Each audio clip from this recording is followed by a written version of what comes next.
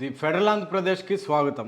ఆంధ్రప్రదేశ్ ప్రభుత్వం ముఖ్యమంత్రి నారా చంద్రబాబు నాయుడు నిరుద్యోగులకి భారీ స్థాయిలో ఉద్యోగ కల్పన చేస్తామని, అదే రీతిలో ఆంధ్రప్రదేశ్ని ఐటీ హబ్గా ప్రపంచ స్థాయిలో నిలబెడతామని చెప్తున్నటువంటి నేపథ్యంలో ప్రభుత్వ భూములు ఐటీ కంపెనీలకి దారాదత్తం చేస్తున్నారు అన్న ఆరోపణలు భారీగా వినిపిస్తున్నాయి. కేవలం అంటే కోట్లాది రూపాయల ధరలు పలుకుతున్నటువంటి ప్రభుత్వ భూములని కేవలం పప్పు బెల్లాలకి ఇచ్చినట్టుగా 99 పైసలకే ఇచ్చేస్తున్నారు అన్న భారీగా విమర్శలు వినిపిస్తున్నాయి.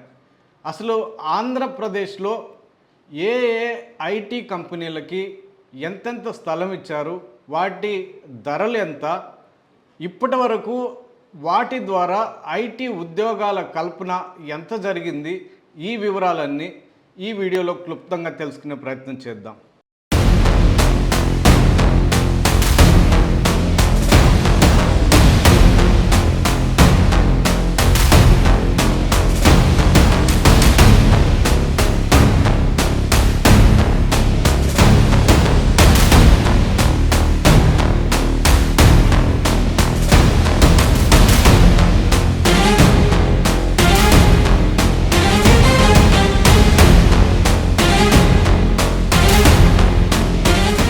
ఆంధ్రప్రదేశ్లో కూటమి ప్రభుత్వం అధికారంలోకి వచ్చిన తర్వాత గతంలో ఉమ్మడి ఆంధ్రప్రదేశ్ రాజధాని అయినటువంటి హైదరాబాద్ని ఆంధ్రప్రదేశ్కి దగ్గరగా ఉన్నటువంటి ప్రపంచంలోనే ఐటీకి పెద్ద సిటీగా, సిలికాన్ వ్యాలీగా మారినటువంటి బెంగళూరుని, వీటన్నిటినీ ప్రస్తావిస్తూ హైదరాబాదుకి, బెంగళూరుకి ధీటుగా ఆంధ్రప్రదేశ్ని ఐటీ హబ్గా మార్చి తీరుతాము అని అధికారంలోకి వచ్చినటువంటి నారా చంద్రబాబు నాయుడు, కీలకంగా వ్యవహరిస్తున్నటువంటి మంత్రి నారా లోకేష్లు పలు సందర్భాల్లో ప్రపంచ వేదికలుగా వాళ్ళు ప్రస్తావిస్తూ వస్తున్నారు. దానికి సంబంధించి పెట్టుబడులు తీసుకుని రావడానికి, పరిశ్రమలు ఏర్పాటు చేయడానికి కావలసినటువంటి సౌకర్యాలన్నీ కల్పిస్తాము అని అంతర్జాతీయ వేదికల మీద వాళ్ళు అనేక సందర్భాలు ప్రస్తావిస్తూ వస్తున్నారు. ఇప్పటికీ అదే కొనసాగుతూనే ఉంది. ఈ నేపథ్యంలో ఆంధ్రప్రదేశ్లో ప్రభుత్వ భూములను ఐటీ కంపెనీలకి కేటాయించాలని, దాని ధరలు కూడా అతి తక్కువ స్వల్ప ధరలకు కేటాయించాలని ప్రభుత్వం నిర్ణయించింది. ఆ మేరకు దాదాపు ఆంధ్రప్రదేశ్ రాష్ట్ర వ్యాప్తంగా అమరావతి కాకుండా మిగిలిన చోట్ల, అంటే మరీ ముఖ్యంగా ఐటీ హబ్గా విశాఖపట్నాన్ని తీర్చిదిద్దుతామని చెప్తున్న నేపథ్యంలో విశాఖపట్నం చుట్టుపక్కల ప్రాంతాల్లో ఐటీ కంపెనీలకి భారీగా చాలా చౌక ధరలతో భూములు కేటాయించడం ప్రారంభించారు. 1,00,000 చిల్లర ఎకరాలు ఈ ఐటీ కంపెనీల కోసం కేటాయించినట్లు అంచనా వేస్తున్నారు. అంటే వీటిల్లో దాదాపు 90% ప్రభుత్వ భూములు ఉంటే మిగిలినవి ప్రైవేట్ భూములు, అసైన్డ్ భూములుగా అంచనా వేస్తున్నారు. కోట్ల రూపాయలు మార్కెట్ విలువ ధర పలుకుతున్నటువంటి ఈ ప్రభుత్వ భూములను కారు చౌకగా కార్పొరేట్ కంపెనీలకు దారాదత్తం చేస్తున్నారన్న విమర్శలు కూడా భారీగా వినిపిస్తున్నాయి. ఇది కాసేపు పక్కన పెడితే ఐటీ కంపెనీల కోసము భూములు ఎలా కేటాయించాలి, ఎంత ధరలు నిర్ణయించాలి, తర్వాత లీజ్ ఏ విధంగా తీసుకోవాలి, ఈ విషయాలకు సంబంధించినటువంటి ఒక ప్రభుత్వ పాలసీని తీసుకొచ్చారు. 2025లో ఇది తెరపైకి వచ్చింది. దీనిని లిఫ్ట్ పాలసీ పేరుతో తెరపైకి తీసుకొచ్చారు. అంటే లిఫ్ట్ పాలసీ అంటే ల్యాండ్ ఇన్సెంటివ్ ఫర్ టెక్. దీంట్లో ప్రధానంగా 99 పైసలకే భూములు కేటాయించాలన్న నిర్ణయం చేశారు. భూములు కేటాయించిన తర్వాత ఆయా సంస్థలు అతి కొద్ది కాలంలోనే వాటి నిర్మాణాలు చేపట్టాల్సి ఉంది. నిర్మాణాలు పూర్తయిన తర్వాత అనతి కాలంలోనే కార్యకలాపాలు ప్రారంభించాల్సి ఉంది. దాని తర్వాత నిరుద్యోగులకి ఉపాధి కల్పన కూడా చేయాల్సి ఉంది. ఒకవేళ ఇవన్నీ నిర్ణీత సమయంలో ఈ పాలసీ ప్రకారంగా నిర్ణయించినటువంటి సమయంలో చేయని పక్షంలో ఆయా సంస్థలకు కేటాయించినటువంటి భూములను ప్రభుత్వం మళ్ళా తిరిగి తీసుకుంటుంది అన్న నిబంధనలు కూడా ఈ పాలసీలో ప్రభుత్వం పేర్కొంది. అయితే ఇప్పటి వరకు రెండేళ్ల కాలం పూర్తవుతున్నటువంటి నేపథ్యంలో ఇప్పటి వరకు కేటాయించినటువంటి భూముల్లో ఏ ఒక్కదాని నుంచి కూడా భూములను వెనక్కి తీసుకున్నటువంటి సందర్భం లేదు. వీటిలో ప్రధానంగా టీసీఎస్ కంపెనీకి దాదాపు 21.16 ఎకరాలు కేటాయించారు, కాగ్నిజెంట్కి 22 ఎకరాలు కేటాయించారు, రిలయన్స్ ఇండస్ట్రీకి దాదాపు 855 ఎకరాలు కేటాయించారు, అదానీ గూగుల్ డేటా సెంటర్కి అయితే 600కు పైగా ఎకరాలు కేటాయించారు, రహేజా కంపెనీకి దాదాపు 27 ఎకరాలకు పైగా భూములను కేటాయించారు. ఇలా రాష్ట్ర వ్యాప్తంగా అనేక సంస్థలకు కలిపి దాదాపు 1,00,000 చిల్లర ఎకరాలు కేటాయించారని అంచనా వేస్తున్నారు.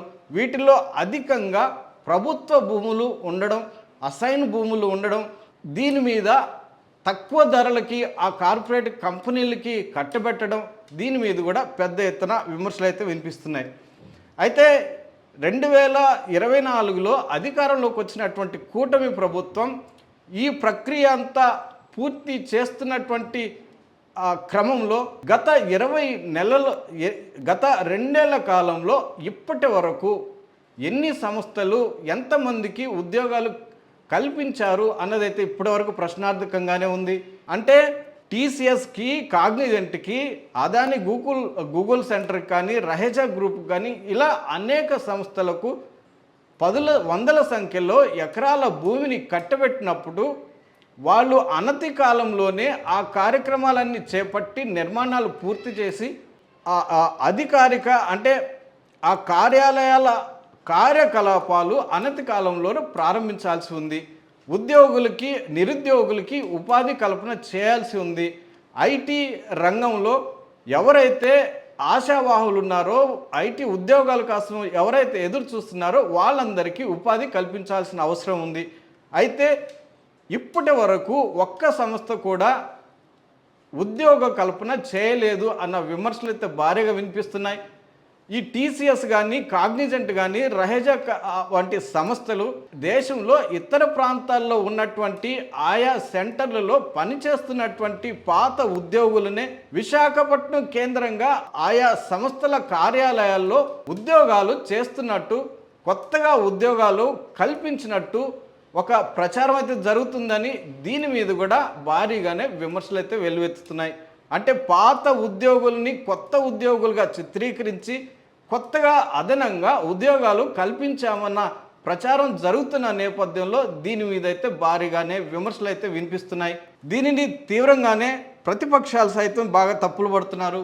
మరోవైపు అధికారుల మీద ముఖ్యమంత్రి తీవ్ర స్థాయిలో ఒత్తిళ్లు తెస్తున్నారు అన్న విమర్శలు అయితే భారీగా ఉన్నాయి. అంటే పెట్టుబడులు భారీగా వస్తున్నాయి, దీనికోసము ఆయా సంస్థలు ఆంధ్రప్రదేశ్లో తమ సంస్థలు పెట్టడానికి భారీగా తరలి వస్తున్నటువంటి నేపథ్యంలో వాళ్ళకి భూములు కేటాయించాల్సినటువంటి అవసరం ఉంది.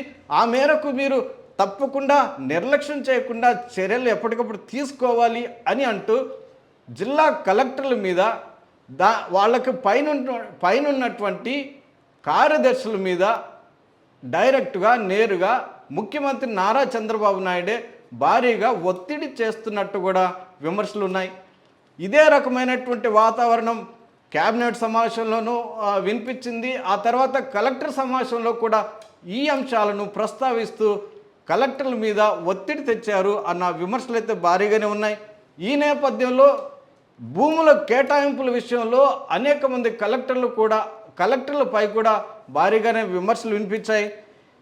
ఈ నేపథ్యంలో ఆంధ్రప్రదేశ్ రాష్ట్రంలో ప్రభుత్వ భూములన్నీ కార్పొరేట్ సంస్థలకు కారు చౌకగా ఇచ్చేస్తున్నారు. నిరుద్యోగులకి ఉద్యోగ కల్పన పేరుతోటి ఐటీ హబ్గా ఆంధ్రప్రదేశ్ని తీర్చిదిద్దుతాము అన్న పేరుతోటి ప్రభుత్వ భూములు, అసైన్ భూములు ప్రైవేట్ భూములు భారీగా దారదత్తం చేస్తున్నారు. ఇలా దారదత్తం చేయడం వల్ల నిరుద్యోగులకి ఉద్యోగ కల్పన పక్కన పెడితే రానున్న రోజుల్లో పేదలకు భూములు పంచడం అసాధ్యమన్న చర్చ, విమర్శలు అయితే భారీగా వినిపిస్తున్నాయి. మరి ఈ నేపథ్యంలో 2 ఏళ్ల కాలం పూర్తయిన నేపథ్యంలో ఇంకా 3 ఏళ్ల కాలం ఉన్నటువంటి నేపథ్యంలో ప్రభుత్వం సత్వరమైనటువంటి చర్యలు దీనిపై ఎలా తీసుకుంటుంది అన్నదైతే భవిష్యత్తులో చూద్దాం.